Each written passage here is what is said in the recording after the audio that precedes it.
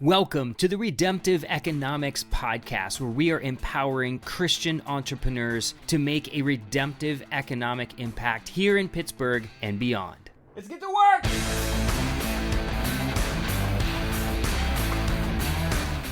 Hey, welcome to the show. I am your host, mhatch, and I am so grateful that you chose to join me today. I am also really grateful for those of you, and as of this recording, which is the beginning of October, 3 of you so far have gone on and given 5-star reviews, including written reviews. Thank you for doing that. Again, when I go looking for podcasts, I usually go to the reviews to see what people are saying about it. And the more reviews, the more 5-star reviews, the more credibility that the podcast has in my eyes. And so this is really important to me because as you leave reviews, I believe that it lends that credibility to other people who are looking to listen.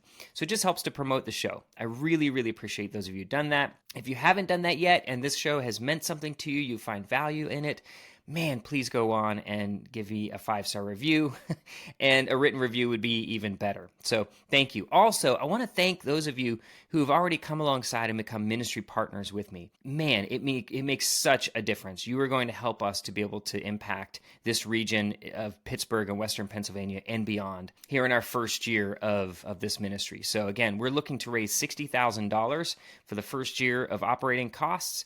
And if you'd like to do that, there's a link in the show notes that you can click on to find out more about the details of what we need in terms of support financially and how I break down the way you can participate in that. There are several options you can participate in. So thank you for those of you who already have joined in. And if you do become a ministry partner, not that you're donating because of this, but you will get some perks along with it. And I would love to invite you into my inner circle if you decide to do that, if God lays that on your heart to support. All right, so today's interview is with Chuck Verrett, who is from the Beaver County area. He is the president and CEO and founder of Integra Marketing Group. He is also the visionary and co-founder of Sustainable Mission Partners. I'm really excited for you to hear more about that. And among so many other entrepreneurial projects that Chuck has engaged in, he is also the co-founder of the Reclaim Project. And that is what we're going to talk about primarily today. Of course, you'll hear a little bit about Chuck's background, his faith background, his entrepreneurial journey. He is a self-admitted serial entrepreneur. And you're going to get the opportunity to hear how God is using Chuck's unique talents and abilities to be able to bring a redemptive impact in the Beaver County area, and specifically in areas where the steel industry rug pull has really had a negative effect on the communities there. Plus, you are going to be blown away by who it is that's actually doing this work and the redemptive nature of involving this group of people who tend to be pretty marginalized in our community.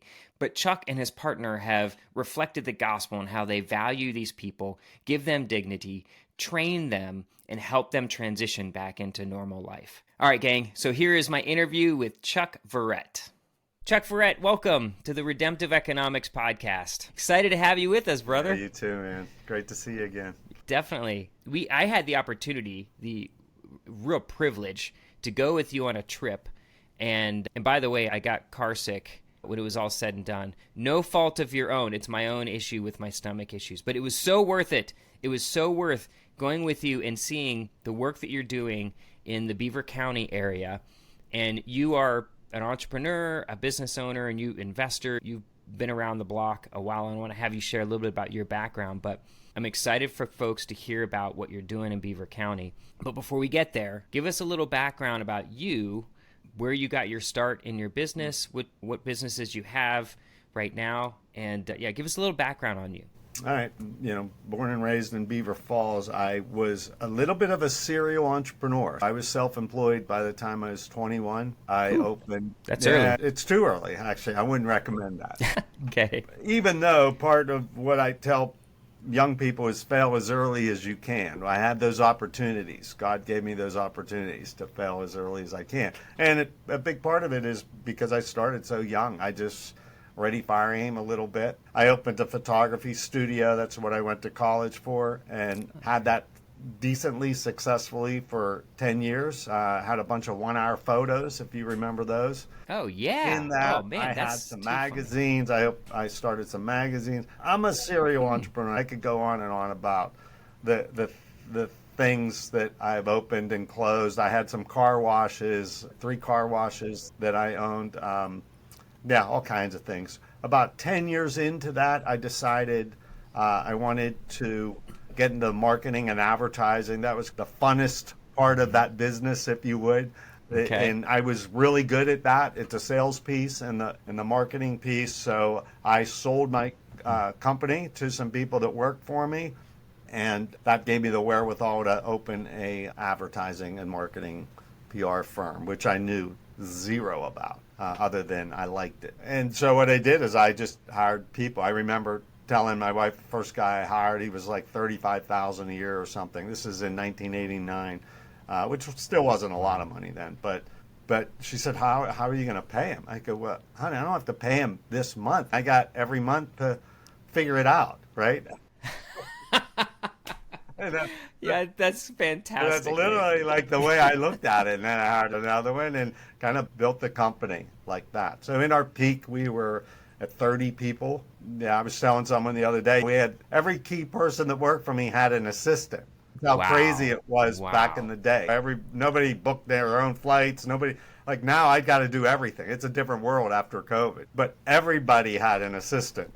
Even forget me, I had lots of assistants, but everyone had one. And it's just a different world. I've been doing that since 1989, so 35 years, way before Al Gore invented the internet. So you can imagine how my business had to change. We reinvented it.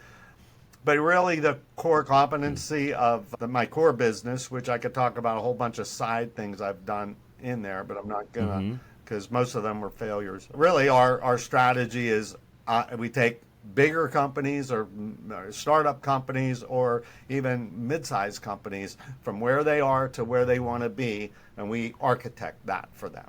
That's really our strength. So AI is never going to do that for you. We look at every little aspect of your business, your people, everything that you're good at, and we strategize that method of growth. And then we help you. Sometimes we help you get there. Sometimes we just unload it, depending upon who you are and how big you are. And you've worked with some big companies too. Yeah, we worked with Subway, we worked with Chrysler, right. We worked with Earthlink, we helped launch Brewster's Ice Cream for Bruce Reed. You can go to our website. Yeah. We have all kinds of examples of what we've done. Yeah, and lots of very large software companies as well. It's been a great ride. I got to be honest. I never would have ever thought that I'd be doing that. One of the cool things for me, Mike, is that, with my ADD, I kind of look at the next shiny thing and want to go over here. Getting new accounts all the time, working in new industries all the time has really kept my head in that game so that I didn't just move on and sell this business and move on to the next one and all that. So I think the Lord blessed me in the marketing and advertising business. And of course, I was at the Realm, so I get to pick the client. So if I was kind of into something, that's what I pitched. I literally I was into snowboarding for a long time. I had 2 different ski resorts that we went after and that we ended up working with. But that wasn't because that was because I was into snowboarding and I was into that stuff. So I went after them. I like that point, Chuck, real quick, because you kind of organically developed out of your interests and your passions. I love that point you're making there.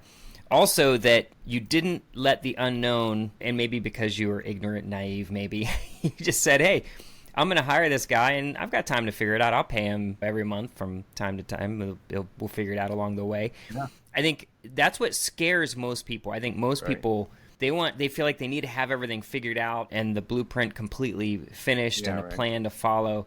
And I just don't think it works that way. Well, one of my most frustrating things, because I've worked with all kinds of different people, is I look at how people that are not believers take risks.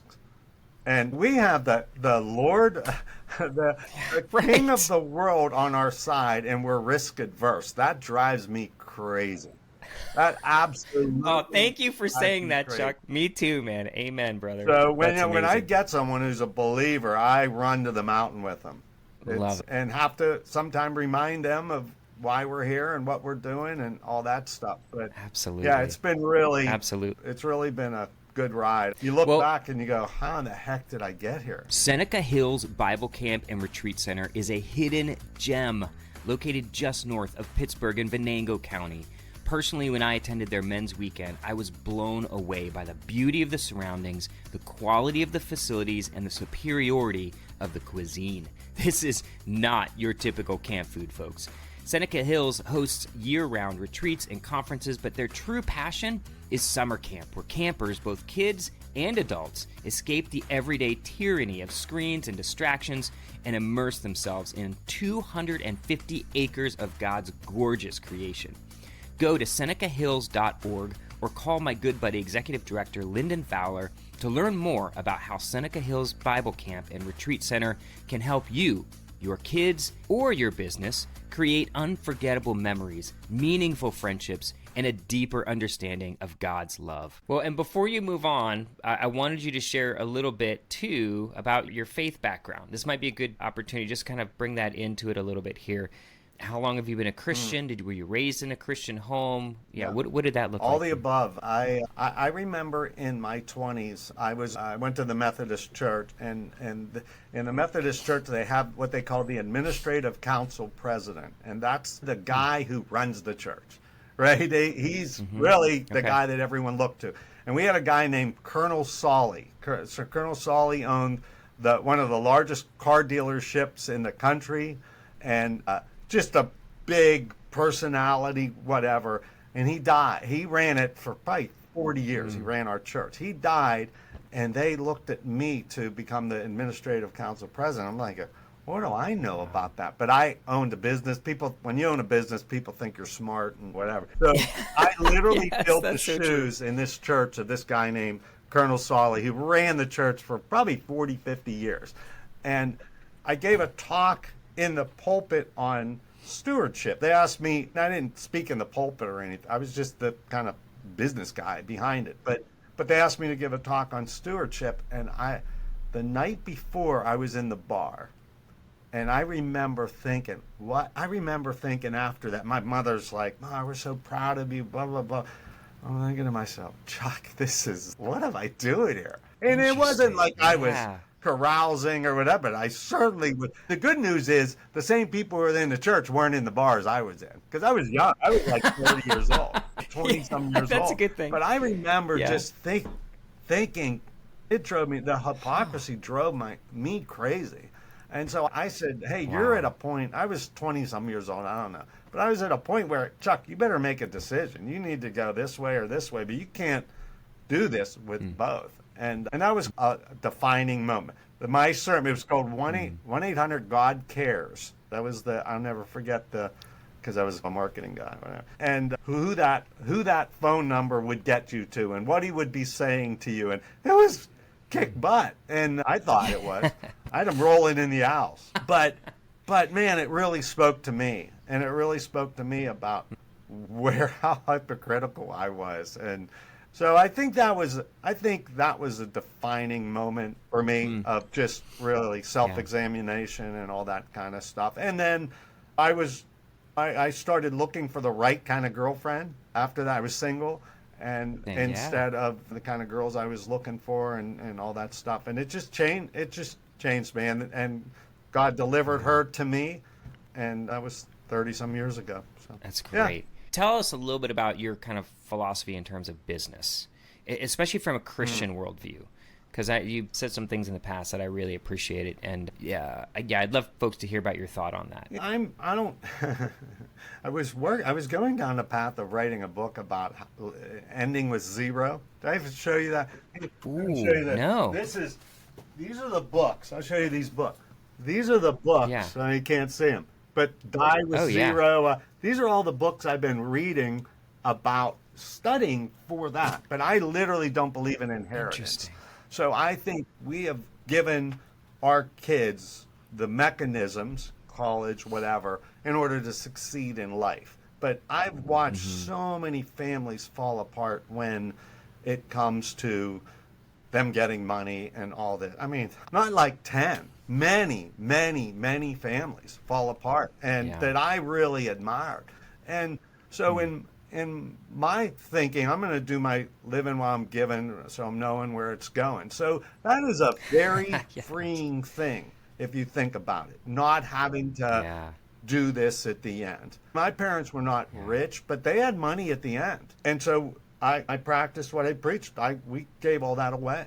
We didn't use that to put our kids, we could have. I have 4 kids, Yeah. so we could have used that for a lot of stuff, and we didn't. And then, well, and I also know that you also took your passion for advertising and marketing and your heart to want to give and help ministries and stuff, and you started working with ministries specifically to help with their branding and their reach. Yeah. Talk a little bit about how that came So about. I always did that. I always was a part of giving things. And the reality of it is, we had a pretty bad year one year, and I looked at all the things we're working on, and everybody that worked for me really, they just got paid. They didn't know Chuck wasn't getting paid for this or that or whatever. They're just working on stuff. Yeah.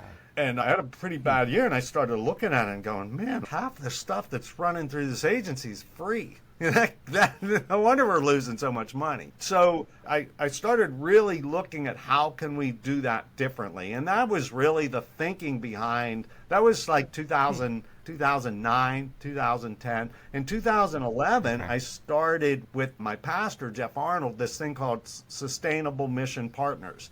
And SMP, it helps. It does what I do to businesses. So you're here, you need to get here. We do that to missions. Yeah. So we help missions become sustainable in multiple different ways for multiple different things.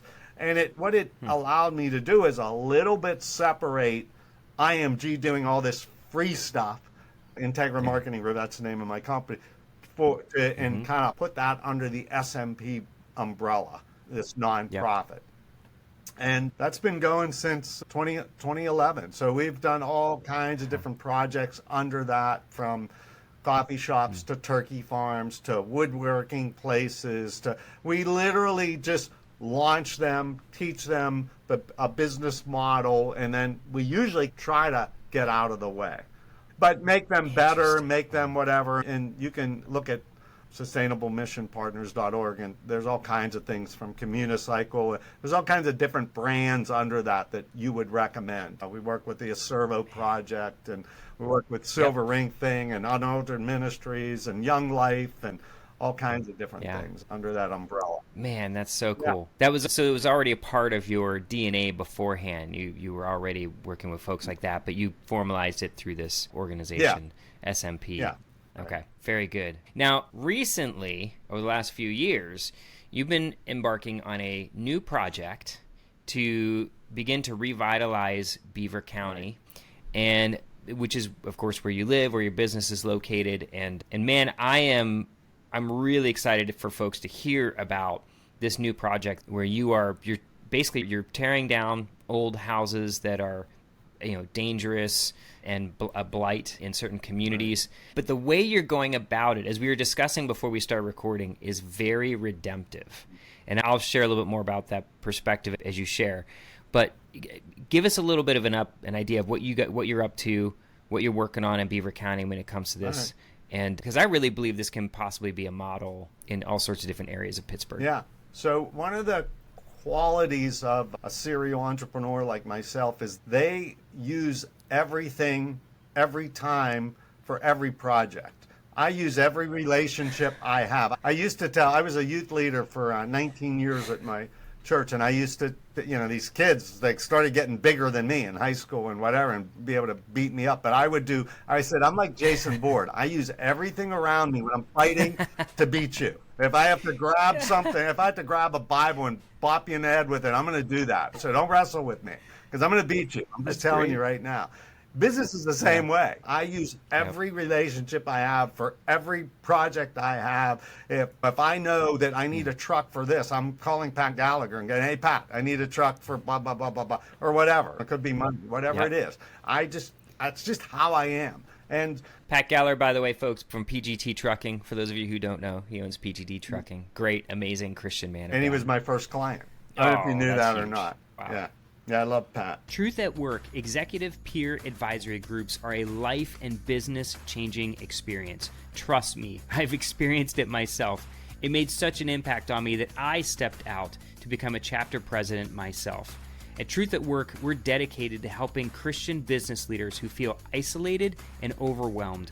Our community of like-minded peers are here to help leaders like you live out your faith in the marketplace and build your business on biblical principles. Christian business leaders are transformed through these peer advisory groups that apply biblical truth for living out our faith in all areas of life. If you'd like to learn more about Truth at Work, email me, Mike Hatch, at mhatch@truthatwork.org, or you can email my counterpart, Dave Hartman, at dhartman@truthatwork.org. But knowing that, I looked at as part of SMP's Trails Ministry, that they're a reentry program. So every county in America has a reentry program. So if I was in prison, I'm getting out, they asked me, where are you going to be going? I'm going to be going I have a cousin that lives in this area. I'm going to be living with them and blah, blah, blah. And you have to spell that out. And then you have to report to a probation officer, a halfway out, depending upon what you did, what kind of crime and whatever it is. As part of that, they connect you to a re-entry program like Trails Ministry. And Trails Ministry says to you, okay, do you have credit? Probably not. You've been incarcerated. So do you have a vehicle? Do you have blah, blah, blah, blah, blah? And they help you with all your life skills kind of things. And part of that is, okay, if I don't have a car, I need to live on a bus line so that I can go get a job somewhere, all that kind of stuff.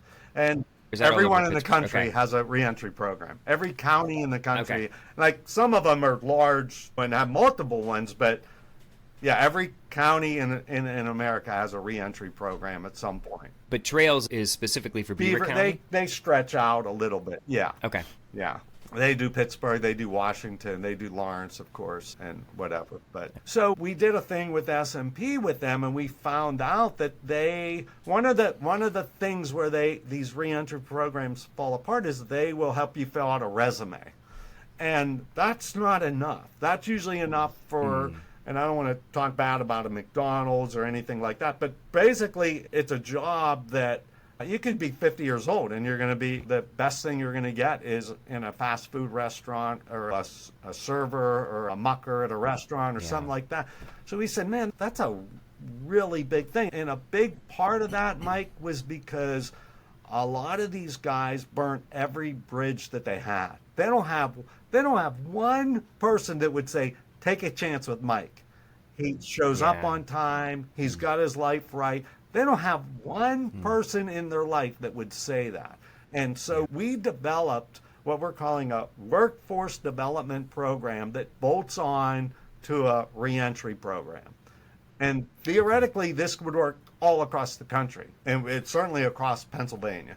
So we could do this, and we did it by tearing down houses. When you tear down houses, there's two ways to do it. One is called demolition. You go in with a machine, boom, it all goes into a landfill when you're done. The other way is called deconstruction. Deconstruction is where you go in, you pick it apart, and you recycle some things, you reclaim some things, and stuff like that. You can literally reclaim about 80% of that house. Wow. Or recycle 80% of that house. But you can imagine how time consuming that is. So what we do is we take these people who were previously incarcerated and train them through the department. We get paid through the Department of Corrections to train them on something. We pay them while we're doing it, and we tear down these houses. And that allows us to train them in all kinds of different skills. My partner in this is a guy named Nick Trombetta. Nick was the CEO of PA Cyber. He has his doctorate in education. He understands education, and he's been a huge mentor to, I'm going to say, hundreds and hundreds of people over the years. Yeah. And he really understands all the skill sets in that you can train them. So in 5-6 months, we can go to an employer, and we've done it again and again and again, saying, you can take a chance with Mike. He shows up on time. He does this. He does that. And we have had some really good success stories, and no one has gone back to prison. So the recidivism rate in America is about 50%. Ours, no one has gone back since we've been doing our program. So praise God for that. Praise God. Man, so you guys are such advocates for these people who are coming out of prison.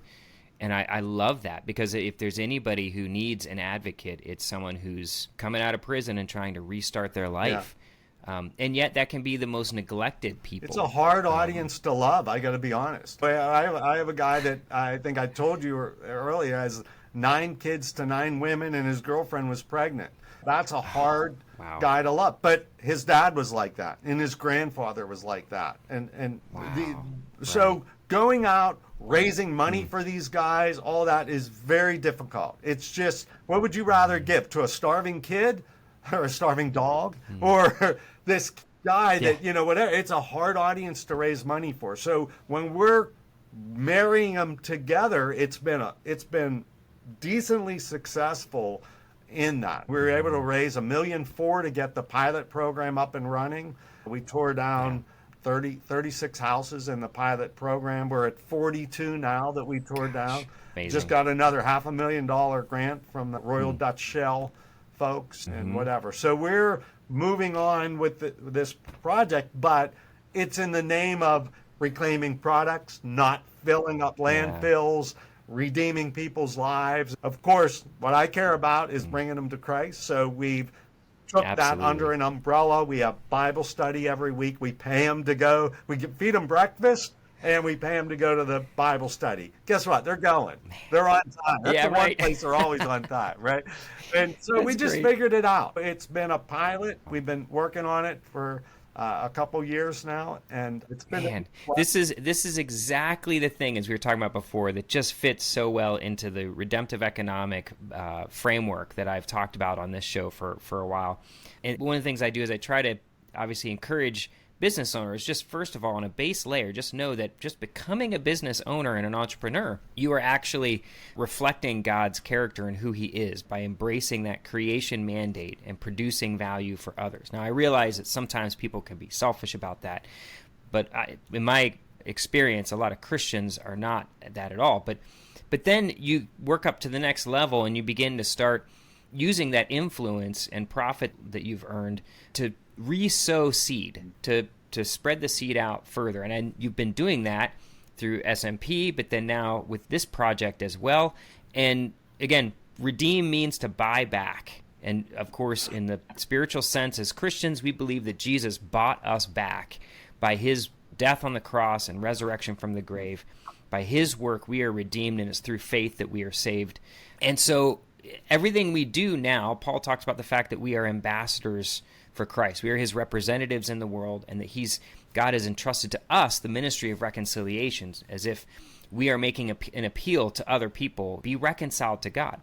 And then you're doing that basically, and what you're doing with this, you are, in literally as you're paying these people, you are redeeming them from a financial standpoint, buying them back and giving them productive work that they're able to be trained, they're able to learn new skills, they're able to prepare themselves for work in the future, be able to provide for their families, breaking some of those chains, generational sin that's been happening in their lives, as you just pointed to. You're able to, in a sense, provide an opportunity for them to break that, right? And then the last thing I'll say is, because I love this, I think in Matthew, when Jesus talks about the final judgment, and one of the things he will say is whether or not you helped him, whether you gave him a glass of water, whether you gave, and he means that as an analogy, saying anything you've done for the least of these, he says, of course, you've done for me. And one of the examples he uses is ministering to people in prison. Wow. Did you go visit me in prison? And you're doing that, but you're taking it to the next level. You're taking these people from prison who've, of course, are at the end of themselves, right? These guys and maybe women. Is it mainly guys? Mainly guys right now, yeah. Yeah. Holy cow. Like what an incredible impact, man. I'm so grateful for your heart, Chuck, and for what you're doing through this. There's so many different things that just align so well, which is why I wanted to have you on to talk about it. Yeah. Jeff Doherty with Allstate Insurance has the distinction of being the very first sponsor of the Redemptive Economics podcast, and I couldn't be happier to promote his services. I've known Jeff for many years now, both as his pastor and friend, and man, I can say with confidence that he is a man of strong faith who aligns well with the Redemptive Economics values. So reach out to Jeff. He can offer you options for a wide variety of coverage and services. He's committed to helping Pittsburgh residents assess their immediate and long-term needs and choose options that will help you achieve your goals. When you want to explore options for protecting your home, personal property, or financial future, Jeff Doherty is your guy. You'll find Jeff's contact information in the show notes. Hey, go grab a cup of coffee with him, get to know him, even if it's just to review your current coverage in case you need to make adjustments. And I promise you're going to love Jeff every bit as much as I do. If I can tell one story about one guy, yeah. and I have a bunch. Please. I was out of town, and with a client, I still am pretty active in IMG and all the things we're doing there. And Nick called me like 5 times, and I was with someone. I couldn't take his call. I finally, like at 10:30 that night, I called him back, and I said, "What happened? What's wrong?" I'm thinking somebody died or whatever. And he said, "I got to tell you a story. This happened." And I said, "What?" And he goes, I'll call him Jim. It wasn't his name, but Jim. We got Jim a interview at the plant down there. They pay $22 an hour at the plant, and the plant manager said, "Look, I'm not going to send him to HR. I'm going to interview him personally. I know these guys are sensitive. I've never done that in 20-some years, but I'm going to do it for you guys. I'm going to do it personally." So he interviews this guy personally, and he called up Nick right after the interview and said, "I have never done this. I hired him on the spot." And he goes, I got to tell you what happened." And he said, and Nick was all pumped up about this story, and he wanted to tell me this story. Yeah. Okay, but he said, "I don't know what you guys are doing there. This guy comes in. It's a job in a factory, so it's not you don't wear a suit or anything. This guy," he says, "he wore a suit to the office. He shook my hand. He looked me in the eye. He goes, I don't know how you guys are training these guys, but I am blown away by the character. This guy talked right up front about his past. He talked about who he was, who he wants to be, and who he plans on being as a dad, as a husband, as a blah, blah, blah." He goes, "Nick, this guy blew me away." He goes, "I hired him on the spot." And I told him, "I have never done that before. You are hired. You can start Monday if you want." And he goes, he's walking out of my office, and he turned around, and he pointed at me, and he said, "You, sir, you just changed my life," to the plant manager. And he said, I just started bawling like a baby. And Nick's bawling, telling me this story. And Nick goes, "Chuck, we're doing it, man. We're doing it. We're doing it, man." And look, there's a whole bunch of stuff that we do in this. We deal with the recycle stuff, and we deal with the not filling the landfills, and the recycling the bricks, and we work with construction. There's a million little moving parts. At the end of the day, you change a life. That's all that matters. That's all I care about. And that's why we're doing it. We're doing a whole bunch of other stuff that gets politicians excited about funding us and all that. But the reality of it is, that's why we're doing it. So it's pretty cool. Man, praise God. Yeah. Oh my gosh. Thank you for sharing that. That's amazing. If you would, you took me on a tour in your truck. We drove around to the different places.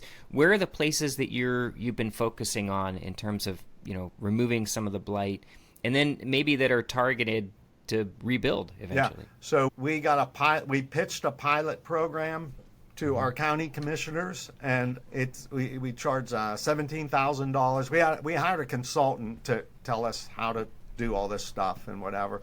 Okay. We pitched $17,000 to tear down 36 houses, and I pitched our county commissioners on the idea, and it's basically using funding that's already in place, just steering it towards our program and all that. And I'm sorry, real quick, just to clarify, that $17,000 is per house, isn't that right? Which in Pittsburgh is like 30-some thousand. So it's a lot more because of permitting and all this crap that has to happen. That's why we haven't gone into Allegheny County. We don't have the money for that yet. But anyways, we pitch them, and the county commissioners at the end said, look, we love what you're trying to do here. We see no reason we can't fund 36 houses at $17,000. The county commissioner said, I don't know what 36 times 17 is, but I see no reason we couldn't fund that. So I leave, I get back in my car, and I sit there, and I'm like, yeah, what is 17 times 36? I did it. It's like $712,000. I'm like, holy crap, they just gave me $712,000 for this project. So that got the ball rolling on this whole program. So we tore down 36 houses in the pilot. We actually did more than that. They're in Midland, Aliquippa, and Beaver Falls. Just to put things in perspective, there's under 900 houses that need to come down right now in Aliquippa. That's how many houses are out there. So I could go around the communities. There's a ton of blighted we're not kicking anyone out. These have been abandoned for years and years, and there's rats in them, and some of them are in decent neighborhood. Yeah, share the story about, because as we were driving around, you shared the story of one person who their house was next to a blighted house, and you removed it, and it's a beautiful property. The person clearly has pride of ownership, but it seems like that whole process even helped him more to take more pride. Can you share? We asked the neighbors, hey, would you like this house teared down? Oh, I've been trying to get it teared down for 10 years. If we could tear it down, would you take care of the property? Because the municipality has to, they take ownership of it. They have to start taking care of the property. So we usually find out get the barometer of the neighborhood in that. And I think the one that I took you to had 5 in one block that we tore down. And so there were drug dealers, rats, you name it. Just one of them was falling into a nice house next door, and just as dangerous as you can think of. That's what's there. So, we try to get a barometer of what's going on. And most of the time, again, there's rats coming out of this house. They're like, I'll cut the grass. I'll do whatever you ask me to if you make that a nice. So we get them to take pride. But, I rode you down the street. We did 7 in on one street in West Aliquippa, and you could just see the neighborhood. What's the difference? If the house next to me, there's junk everywhere, there's garbage everywhere, why would I clean my porch up? But they started doing that. We call it changing the GDP of the neighborhood, and really getting them to take pride in who they are. Man, that's amazing. It was so cool to see that, and it blew me away. Like, we're driving by these lots, you wouldn't think anything of it, but you're like, tore one down there, tore one down there, tore one down there, and it was incredible to see that. And the way it does make a huge, just removing it makes such a huge difference in the neighborhood. So that's incredible. So it's worked well. It sounds like you've worked well with some of the civil authorities in the Beaver County area. Next year we'll be going to Rochester, and we'll be doing Aliquippa still because there's so many there, and we'll be going, and we're doing some in Midland. We're going to Rochester and Ambridge. Those are the 2 other communities that we're working in. It's just unbelievable, because you've got this group of people who are in the prisons who are transitioning out into real life that you're helping, the neighborhoods and the families of these neighborhoods and towns that you are helping. It is. And then, of course, the government I'm sure they're ecstatic about this, because someone's coming alongside. Something similar has happened up in Katanning. Andrew Ladussaw up there, who I interviewed earlier, is working with the civil authorities up there to be able to help revitalize Katanning. And, man, it's just such a win-win-win-win-win situation, Yeah, it's been a great thing. So you think about it, Mike, we have 42 lots now in all these communities that are vacant. What do you do with them? So I've been working with a bunch of different folks on how do we build something on these lots for years. And literally just a couple days ago, a day ago, we got our first grant to start rebuilding houses on these lots. Of course, you can't build expensive houses. They're in blighted neighborhoods. So we have 42 lots in blighted neighborhoods. But the mayor of Aliquippa said, I've been a mayor. I lived here for 52 years. I literally have never remembered anyone building a new house in Aliquippa. Lots of remodels, lots of things. Wow. I can never remember a new house going up.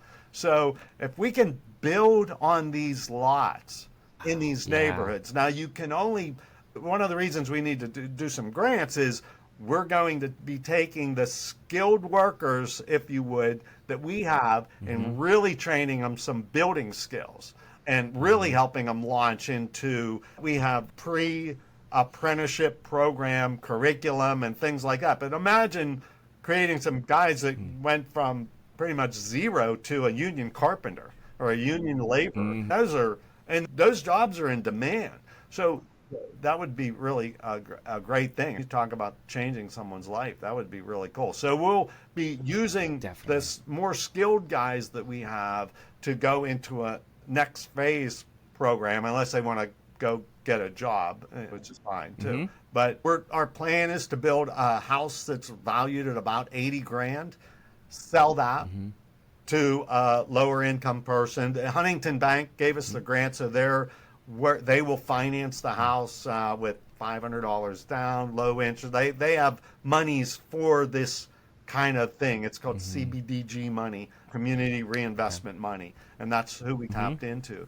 But we got the first one, and we'll be going out after monies, but we'll literally spend all that money on that house. We'll work with Home Depot, the gypsum plants, different people to give us free stuff, window places. We have a great relationship with Construction Junction. They buy all our bricks. They buy all our stuff that we get and resell it. So we'll be working with those kind of folks to rebuild houses in these neighborhoods and then sell them to lower income folks. But that's the kind of thing that once we get that rolling, we could start to really roll. And we have 42 lots right now, so we're ready.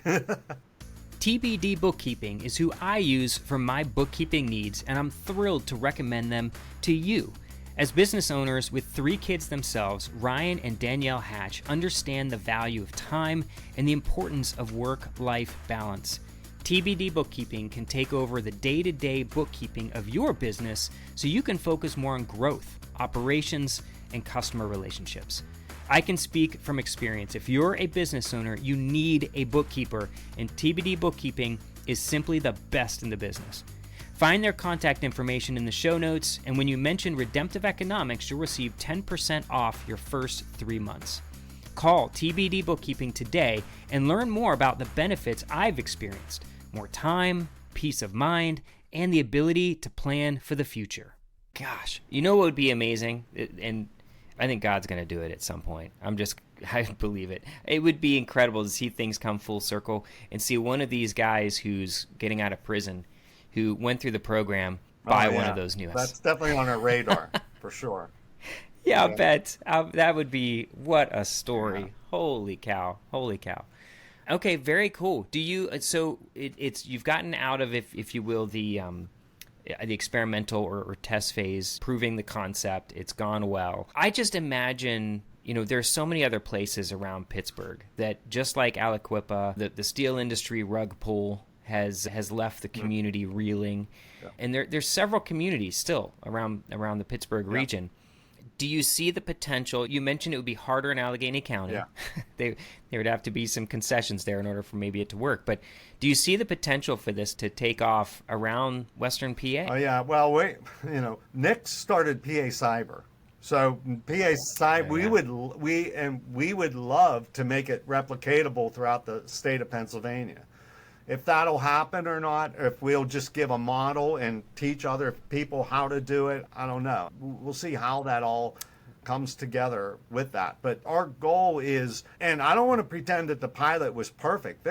We had a ton of problems in the pilot. One of the things that we learned that was a really big thing is that Construction Junction did a pilot as well in Pittsburgh, and their pilot, they went in and to City of Pittsburgh and said, let us choose the house that we want to tear down. Mm-hmm. And then we'll sell the stuff. We're going to choose a house that has some nice stuff in it. We'll use that money to offset so you won't have to pay us anything. That model fell Yeah. apart. They couldn't come close to finding the value in the houses that were on the vacant, Okay. whatever list, right? Yeah. Our model is we said to the communities, you pick the houses and then we'll tear them down, but you got to pay us $17,000 and we already got that funded, blah, blah, blah. That model fell apart a little bit because they picked the worst of the. So there was very little reclaiming products in there. You could still grind up the wood, save the brick. You could do recycle stuff, but very little reclaiming products. And it's because they want this house torn down, that house. We allowed them to pick it. There needs to be a little bit better jiving in that model. This one won't work. This one isn't going to work as good. And so there are a bunch of refinements in this, and that's why we called it a pilot. That's why we said, hey, we're beta testing this with 36 houses. We literally, on the money side, we literally came out at about zero. So we were pretty good on the money thing, but we learned a lot on several of the other things, like keeping our guys busy in between tearing down houses. It was a whole bunch of things that we had them doing, community stuff. But it shouldn't work like that. If we're tearing down houses, we should be tearing down houses. So we learned a whole bunch in this so that we can make it a replicatable model. And I'm not saying that we're there yet, but it's way closer than it was. Yeah, no, I appreciate you sharing that because you're right. You don't want folks to think that everything has been great and no issues. With any entrepreneurial experiment, I say over and over again on this podcast is you're gonna run into issues and challenges, and the thorns and thistles of a fallen, broken world are gonna try to sabotage your efforts. And you just got to learn, trust God, keep stepping out in faith and allowing Him to provide. Yeah, we had to, the things like our guys don't know what poison ivy is. Like we lost 3 people to poison ivy pretty early on. Gosh, we got to train these guys on vegetation. So we had Penn State come in and train them on what different vegetation is and how to. Who would have thought? Like stuff like that you don't even think of. And yeah, it was like we learned at their expense. At least nobody died, but it was pretty brutal. So things like that. Learn about pesticides. Like the good news is they got certified in all kinds of different crazy things. Forget OSHA. We did that early on, but all kinds of different things that we just came up at their expense a little bit. Wow, that's crazy. But that's part of the learning process and the growing process. Yeah, we won't do that one again. Yeah, right. So and then of course, just dealing with some of the civil authorities, some of the local government, you're going to have all sorts of, I'm sure, competing interests and incentives with that. Legal stuff, and there's all kinds of legal stuff when you go to tear down the house that we had to really walk through. And the reality of it is having a pipeline so that we can go from one house to another versus waiting for the Beaver Falls City Council to meet on this date so that they can approve it, and like all that kind of stuff and how that all kind of works. We had to really refine and walk through and all that. That's amazing, Chuck. I'm so grateful that you've taken the skills that you've learned, the education that you've had being in business for over 30 years and applying those to this new effort, but still learning new things because that's going to happen. Yeah. I'm just so grateful to you, and I know God is doing some powerful things in and through you and Nick and this project. What are some things that, as people are hearing about this, some people might be inspired to want to jump in and get involved with you somehow, potentially. Are there opportunities for that? Or what are some things that you are really needing? Yeah. So I think on the money piece, we're doing pretty well on the tearing down the house thing. On the money piece, on the rebuilding house thing, that's just coming out of the ground now. So we haven't done that yet. So we need to minimally raise $30,000 more to build a house for $80,000. But we also need to look for products and new stuff, not necessarily used stuff. And we have a relationship with Construction Junction, so I'm sure we're going to lean on them for a lot of things. But as we build these houses, used stuff is very difficult because you're building, if you have a model house, you're building the model house around the size window that you have that was given you. Yeah, that's very difficult versus training people on how to build this model house and all that kind of stuff. So donating stuff. We have Fred Hamilton that owns Hamilton Tool, is an unbelievable godly man. He has said, any tool you want, I will give you guys. We're creating a tool school where we can teach. Here's how a Milwaukee works. Here's how a DeWalt works. Here's how you put the chuck in it. You do this, all these different things. Like, we're going down that path. But he said, if I don't have the tool, I will buy it for this ministry. I believe in it. And what a godly person in that area. We have trailers, we have skidsters, we have dump trucks. We've been able to garnish all the things, some of them volunteering, but you can do anything. We have a company that makes water, bottled water, that says, I'm going to give you all the bottled water you need for your ministry, and which you need a lot. Meals, things like that, donating money for meals for our guys and things like that, or that showing that a community cares for them. That really goes a long way with these guys. Redemptive Economics is completely listener supported and dependent on the contributions of listeners. If you resonate with the message of Redemptive Economics and want to support the cause, there are 3 ways you can partner with us. The first is you can subscribe to the podcast for $5 a month and unlock all the amazing interviews and content without the interruption of advertisements. Secondly, you can donate to Redemptive Economics, either making a one-time gift or supporting monthly to help us offset the production costs and reach more people for the sake of the gospel. Lastly, if you're a business, you can choose to advertise with us. Right now, we're offering a limited number of spots for sponsorships for the first year at $150 per month or $1,800 for the year. I would be so grateful for your partnership. Check out the show notes for all the links that will lead to more information about how to support our mission to empower Christian entrepreneurs. How about, I was thinking contractors. I was thinking of general contractors coming in and helping with some of the building of this stuff. Do you think that's a need? There's a big liability thing, so somebody has to take the responsibility. So all the heavy lifting we subcontract to with the big equipment, and we've used 5 different contractors so that we can see who's good at what. We know what they're good at, what the people that will take the stuff for themselves versus giving it to the ministry, the people that get it, so to speak, and are really going to support us, and the people that don't. And so we've really learned who's best in that. But as we go around Pittsburgh, as we go to, Senator Bartolotto has been really a big proponent of ours. I don't know if you know her or not, but she is in charge of the prison reform system. She's the chairwoman of that, as well as labor and industry. So labor and industry pays our guys for 6 months. Prison reform helps us with paying the guys that train them and all that kind of stuff. She would love us to come to Washington County next, if we can do that. And we're in conversations about that. We want to make sure that it's right before we really start to replicate it. So, again, folks could think, listen to this and hear, man, what an unbelievable success Chuck Verrett is. He is, wow, he's done so much, and now he's able to give back and impact the community. But here's my thought, Chuck, and this is where I'd like your advice, wisdom, input. For that young entrepreneur, or just young in age or young in experience, who's hearing this and they're like, oh my gosh, this gets me fired up. I'm so excited, and I'd love to get to that point where I could do something similar. But they're trying to break even themselves.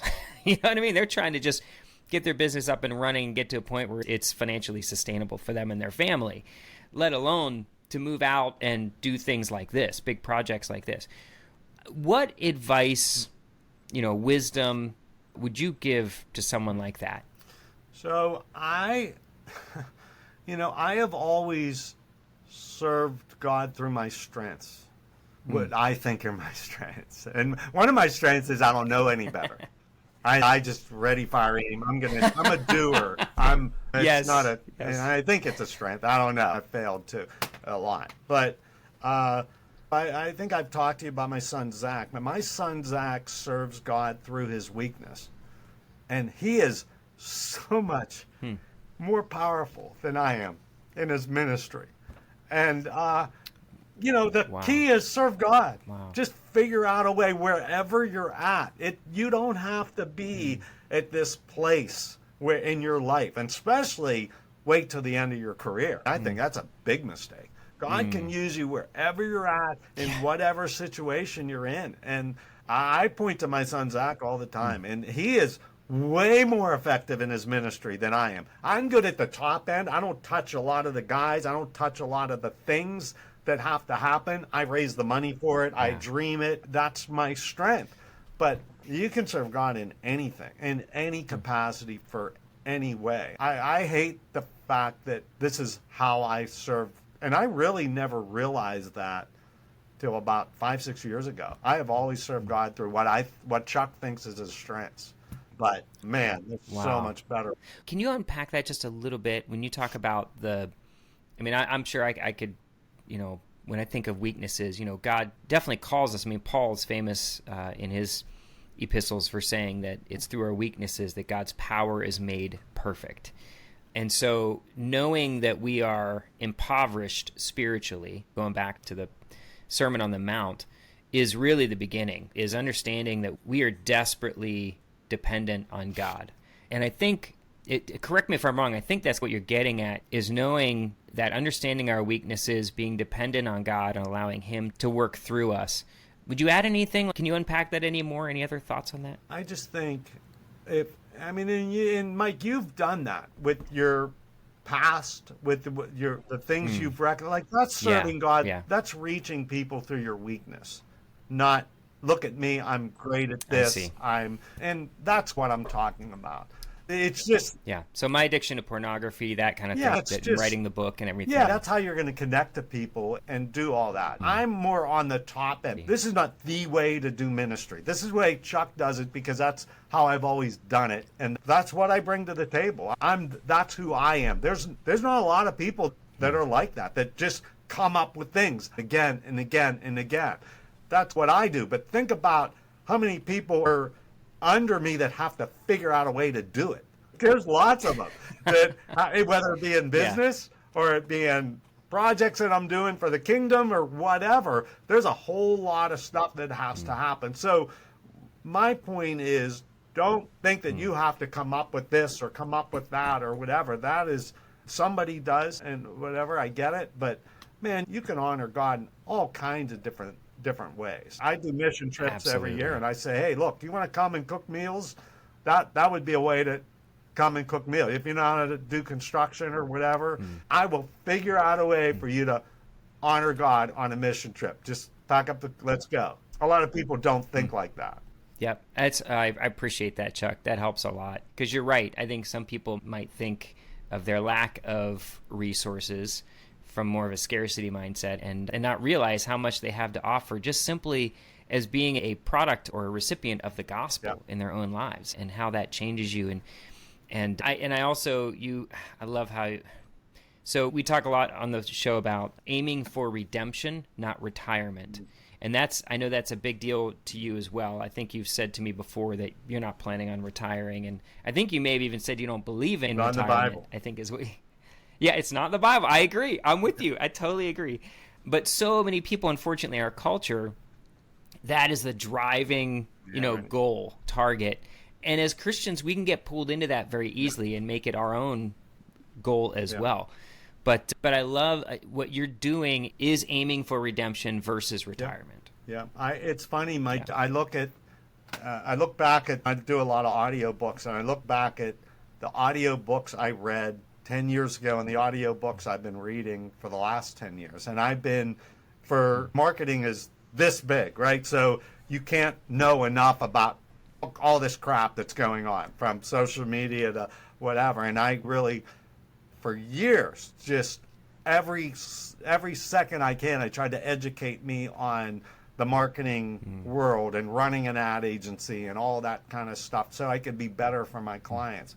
In the last 10 years, and maybe more than that, I've been reading books on the kingdom and what God is expecting of me. And I think of that scenario, and I think I was reading about where I wanted to go. I wanted to have a decently success. I needed to feed my 4 kids, and Yeah. now I'm working on where I want to go in heaven. And that's the focus. Where you focus is where you're going to go.